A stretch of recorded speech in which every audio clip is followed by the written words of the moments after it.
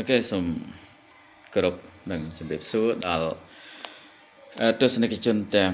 អស់បាទដែលបានទស្សនាវីដេអូនេះថ្ងៃនេះដោយសារតែវាជាថ្ងៃជប់សម្រាករយៈពេល1ថ្ងៃត្រូវនៅថ្ងៃទី7ខែមករាឆ្នាំ2026សូមឲ្យឆ្នាំ2026នេះយើងទាំងអស់គ្នាបានសម្ប្រកបតែនឹងសេចក្តីសុខសេចក្តីចម្រើនបាទថ្ងៃនេះខ្ញុំចង់និយាយអំពីពាក្យដែលយើងធ្លាប់ឮតាំងពីទូចមកតាមរយៈពុកម្ដាយតាមរយៈលោកយាយលោកតាពូមីងលោកគ្រូអ្នកគ្រូកាលពីយើងរៀននៅទូចណាពួកគាត់ក៏ឮតគ្នាមកដូចគ្នាហើយគាត់តែងតែនិយាយថាពិសេសអប់រំសិស្សនិស្សិតពាក្យថាសុចេបុលិបាទដែលពាក្យនឹងឯងគឺកាត់មកពីភាសាបាលីទេសុនឹងគឺមកពីពាក្យសុតៈដែលប្រែថាស្ដាប់បាទហើយចេនឹងគឺចិនតៈដែលយើងប្រែថាគិតហើយពុនឹងមកបច្ចៈប្រែថា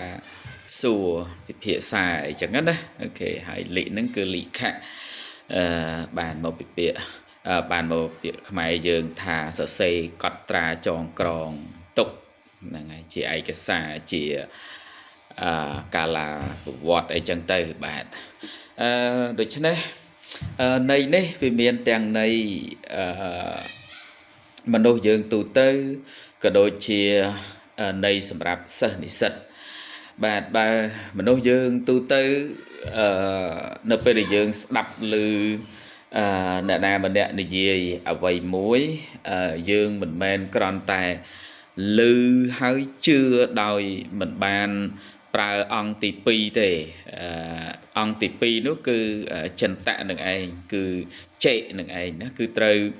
យកអ្វីដែលបានស្ដាប់ឮព័ត៌មានដែលបានស្ដាប់ឮរឿងដែលគេនិយាយយើងបានឮហ្នឹងយកមកធ្វើការគិតត្រិះរិះពិចារណាហ្នឹងហើយគិតត្រិះរិះពិចារណាធៀបជាមួយនឹងតថភាពពិតនៅក្នុងសង្គមហ្នឹងនៅក្នុងស្ថានភាពហ្នឹងតើគួរជឿបានឬក៏យ៉ាងណាហ្នឹងហើយគួរជឿបានឬក៏យ៉ាងណាបើគួរជឿបានអត់បញ្ហាទេក៏ប៉ុន្តែបើអត់អាចជឿបានទេយើងត្រូវប្រើអង្គទី3ឬក៏យើងស្ដាប់ហើយយើងអត់ទាន់យល់អូខេមិនដឹងជាព្រឹត្តិការណ៍នឹងវាយ៉ាងម៉េចអីយ៉ាងម៉េចការនិយាយនឹងវាយ៉ាងម៉េចអីយ៉ាងម៉េចយើងប្រើអង្គទី3គឺបច្ចៈសួរជជិកជ្រឹះឫសគល់ដេញដោលពិភាក្សានៅអាព័ត៌មានដែលយើងបានឮបានគិតនឹងធ្វើម៉េចឲ្យមានផុសតាងឲ្យមានឧទាហរណ៍ជាក់ស្ដែងមកមើលអូខេអញ្ចឹងបើពិភាក្សាគ្នាហើយមានផុសតាងនៅក្នុងស្ថានភាពបែបហ្នឹងហើយអូខេ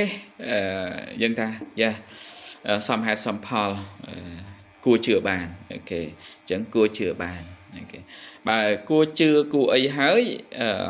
បើព្រឹត្តិការណ៍នោះសំខាន់យើងខ្លាចភ្លេចសម្រាប់ថ្ងៃក្រោយយើងអាចសរសេរកត់ត្រាវាទុកទៅអូខេសរសេរកត់ត្រាវាទុកចងក្រងជាកាលាប្រវត្តិឬក៏ជា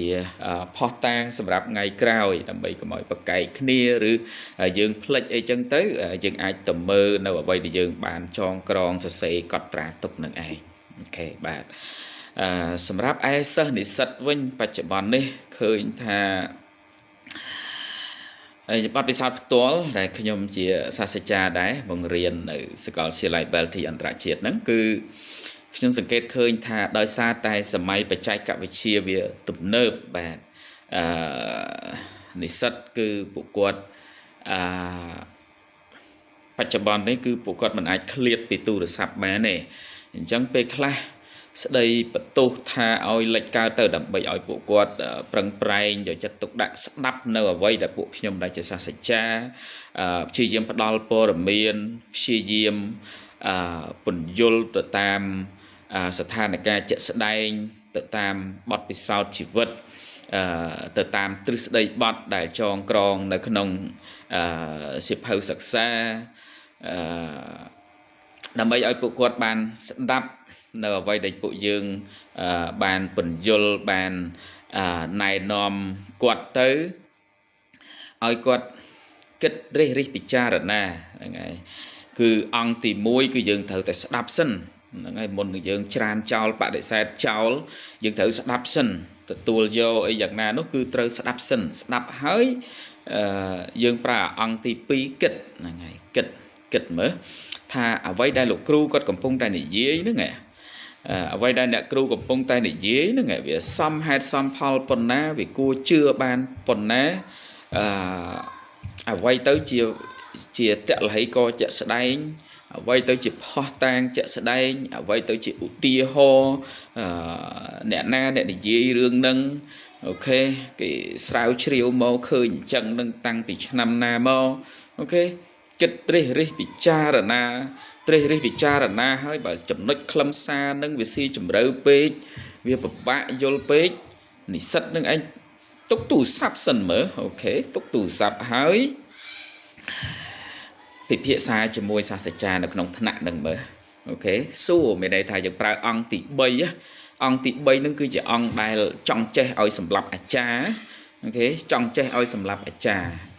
ហ្នឹងគឺគ្រូបង្រៀនអ្នកណែនាំនឹងឯងណាអ្នកដែលកំពុងតែបញ្យល់កំពុងតែនិយាយពីរឿងអីប្រាប់យើងនឹងឯងអូខេគឺជាអាចារ្យអញ្ចឹងចង់ចេះសម្រាប់អាចារ្យហ្នឹងគឺត្រូវចេះសួរនាំចេះឆ្ងល់ពិភាក្សាជាមួយគាត់ឲ្យបានស៊ីជម្រៅអូខេទៅលើចំណុចដែលគាត់កំពុងតែនិយាយអូខេអញ្ចឹងយើងបានស្ដាប់យើងបានគិតយើងបានពិភាក្សាហើយនិស្សិតហ្នឹងបន្ទាប់ពីពិភាក្សាហើយភាសាអង់គ្លេសគេថា don't trust your memory write it down កុំជឿលើការចងចាំរបស់យើងពេកព្រោះខួរក្បាលរបស់យើងនេះវាមានរឿងរ៉ាវច្រើនណាស់នៅក្នុងជីវិតប្រចាំថ្ងៃដែលយើងត្រូវស្តុកទុកនៅក្នុងហ្នឹងបាទអញ្ចឹងរឿងខ្លះវាចាំរឿងខ្លះវាផ្លិចដូច្នេះហើយយើងត្រូវតែប្រើអង្គទី3អង្គទី4បាទអង្គទី4ដែលថាលិខៈហ្នឹងណាសរសេរកត់ត្រាវាចូលសិភៅណាចូលសិភៅព្រោះគេរៀនហ្នឹងគេមានសិភៅ note គេមាន slide book គេមាន textbook អញ្ចឹង note ចូលទាំង textbook ក៏ note ចូលបាន slide book ក៏ note ចូលបាននៅក្នុង journal book នៅ Belty យើងមាន journal book ទៀតណាសាកលវិទ្យាល័យ Belty អន្តរជាតិគឺរៀបចំ journal book ទុកឲ្យសិស្ស note ការងារនឹងទៅទៀតអូខេឬក៏ notebook តខ្លួនដែលនិស្សិតត្រៀមដើម្បីយកមកថ្នាក់រៀនអញ្ចឹងកុំគ្រាន់តែមករៀនដើម្បីតែ attendance ខ្លាចធ្លាក់ attendance ណាព្រោះសញ្ញាបត្រសញ្ញាឃើញឱកាសនិងវាសនាទាំង4នេះគឺបានមកពីការខិតខំប្រឹងប្រែងអូខេអញ្ចឹងការបកស្រាយរបស់ខ្ញុំគឺនិយាយអំពីពាក្យដែលយើងធ្លាប់ឮតាំងពីក្មេងតគ្នាមកសុចិពុលិហ្នឹងគឺខ្ញុំសូមបកស្រាយប៉ុណ្ណឹងទាំងទស្សនវិជ្ជាទូទៅនិងសម្រាប់សិស្សនិស្សិតដូចគ្នាណាបាទអូខេដូច្នេះមានចម្ងល់អីអាច comment សួរបន្តបានអរគុណសូមជម្រាបលាបាទ